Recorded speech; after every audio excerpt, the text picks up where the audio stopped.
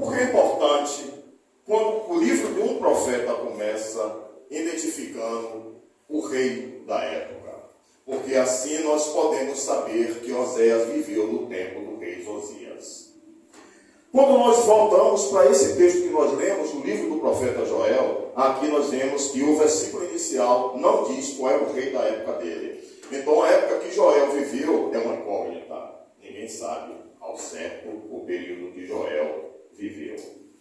Mas nós sabemos que Joel viveu no reino de Judá.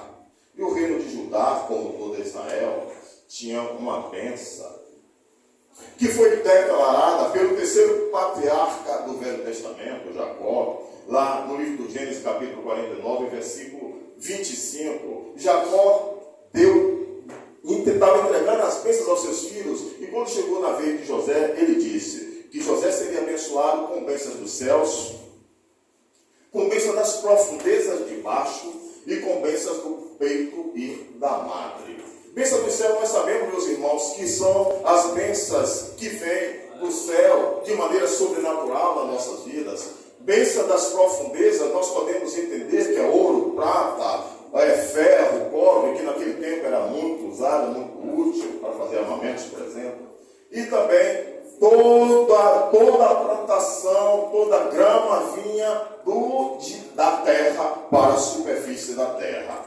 Bênçãos do peito e da madre, meus irmãos, nós podemos entender que são rebanhos férteis e rebanho que se aumentava a cada semana, a cada mês, porque era abençoado. Também bênçãos do peito e da madre também significa famílias com muitos filhos e filhas para ser contraídas em casamentos, entregue em casamentos, também os mancebos, os jovens para casamento e também para servir ao exército. Naquele período de Israel, ter uma família cheia de filhos era uma bênção. Hoje, nem tanto, nós sabemos, né? Mas naquele tempo era uma bênção. Então nós percebemos que Israel era uma nação que dependia muito da agricultura e da pecuária. Mas o profeta Joel, ele tinha uma revelação, uma profecia para entregar, que ia completamente contrária a essa dependência de Israel da agricultura e da pecuária. Joel aqui no versículo 1, como já lemos, ele diz: palavra do Senhor que foi dita a Joel, filho de Petel. A palavra do Senhor, quando chegava no profeta, não é assim como eu estou falando com vocês, meus amados irmãos. A palavra do Senhor, quando chegava o profeta, Deus falava diretamente na alma do profeta, como foi lá em 1 Samuel, capítulo 3, versículo 4, quando Samuel, ainda jovem, recebeu a palavra do Senhor. A palavra foi tão nítida dentro dele que ele achou que era Eli que estava chamando ele, e ele se dirigiu até ela. O profeta, quando recebia a palavra do Senhor na sua alma, ele tinha a capacidade, Deus dava a capacidade a ele de armazenar toda a palavra de Deus, para que ele pudesse passar para a população. Aqui no versículo 2, a palavra do Senhor diz assim: Joel, ele está aqui identificando as pessoas que iriam receber a profecia dele. E ele diz no versículo 2: ouvi isto, vós, anciões, e escutai todos os moradores da terra. Aconteceu isso em vossos dias, ou também nos dias de vossos pais?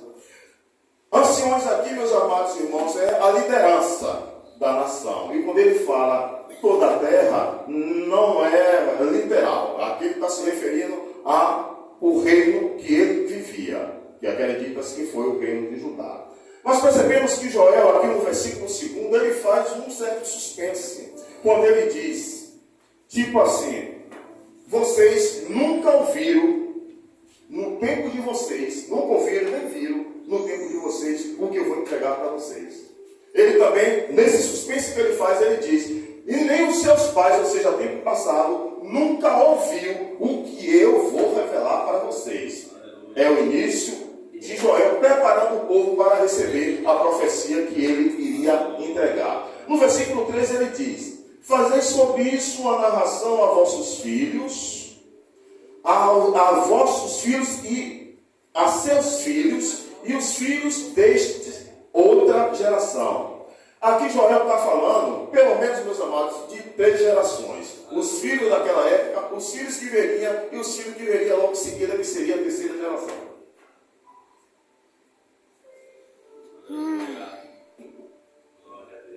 Nós sabemos que de uma geração para outra é aproximadamente 25 a 30 anos. Então, quando Joel pede para que a profecia que ele iria entregar fosse falada, então ele está falando aqui para pelo menos de 70 a 80 anos. E a profecia que ele ia entregar tinha que ser continuada, proliferando e sendo falada, porque Joel sabia que quando essas profecias que ele ia entregar chegasse, ele já estaria no seio de Abraão. Mas a palavra de Deus tinha que continuar, porque ele sabia que pessoas como lá em Israel, naquele período, também como nós hoje, quando o juízo de Deus chega, muita gente diz: eu não sabia, ninguém me avisou, eu não ouvi falar. Então Joel queria que as gerações continuassem a falar a profecia que ele ia entregar aqui no versículo 4. Aleluia. No versículo 4, Joel enfim começa a entregar a profecia.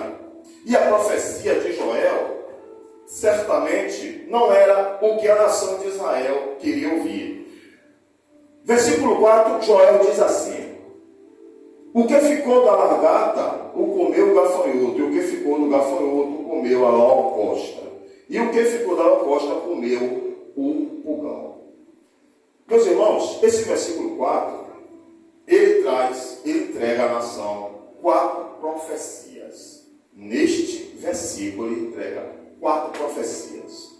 A primeira profecia aqui, a primeira profecia é literal. Ele está alertando a nação para uma praga de gafanhoto que vinha.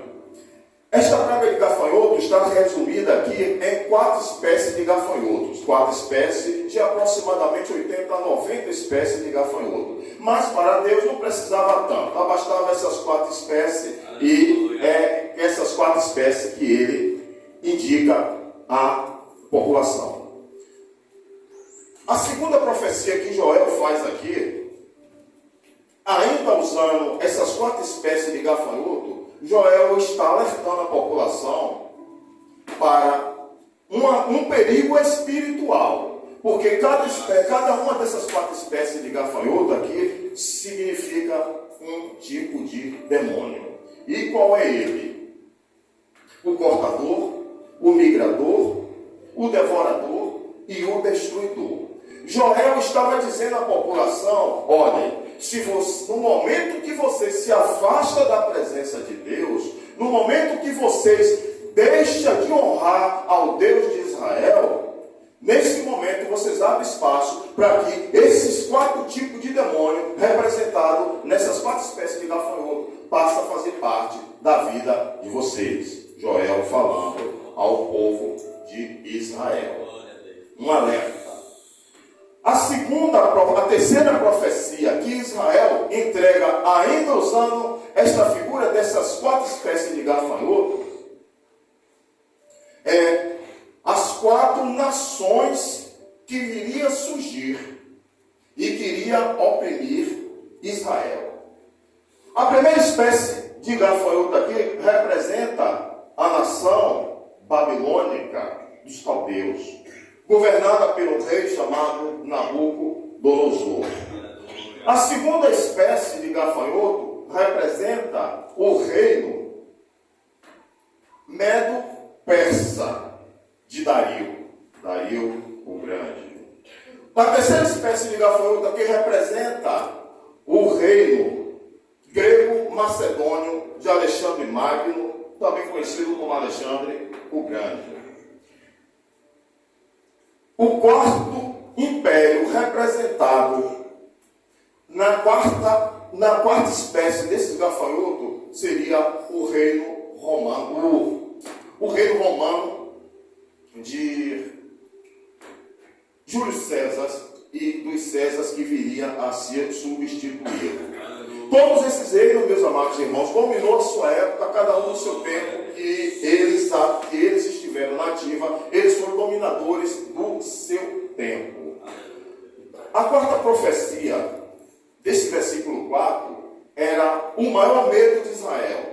Israel tinha medo de ser desterrada, ou seja, de ser levada